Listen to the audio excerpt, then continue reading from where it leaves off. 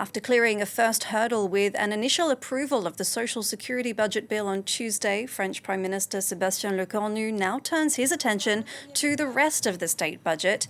This Wednesday, Lecornu is hoping to reach a consensus with lawmakers on increasing defence spending. MPs are debating the issue in Parliament before a non-binding vote. It's the first of several thematic debates in the National Assembly, with more expected on security, drug trafficking, agriculture, energy and the deficit. And for more on this, we can cross live to James Andre, who's at French Parliament. James, tell us more about what's happening today then.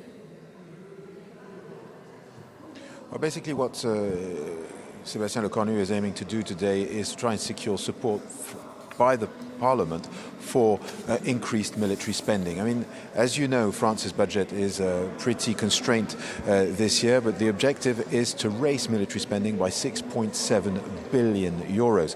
The objective is to buy, for example, new Rafale fighter jets, A400M transport aircraft, but also raise France's readiness and our weaponry, if you will, to defend against cyber attacks and all sorts of hybrid warfare that are now taking place. Obviously, the objective here today is really to show what the threat is to the lawmakers and convince them, get them on board in order to beef up France's arsenal in order to defend itself in a context of ever increased threat and menace on the country at the moment. So, James, why this non-binding vote? What's Sébastien Lecornu's strategy here? Well, Sébastien Lecornu's strategy with this series of votes, this is the first one of 5, as you just pointed out.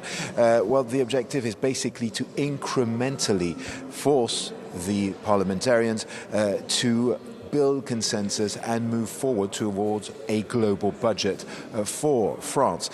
Indeed, there has been a debate here that has been quite heated in France since the chief of staff in front of an assemblies of mayors here said that indeed France needed to get ready for a new cycle of geopolitical tension and maybe get ready to, quote unquote, lose its children. This, of course, has sparked intense debate here in France, with indeed France Unbowed and the National Rally being very much against this concept of potentially losing France's children. So the question mark today is how many parliamentarians, how many MPs will actually vote in favour of this increased defence budget, because there was also quite a consensus last March when there was a vote, the same type of vote, when it came to support for Ukraine. So of course, the vote is non-binding, but still politically it is a strong signal as to what the National Assembly is ready to accept when it comes to the new budget. And the idea of having these 5 votes in coming days will pave the way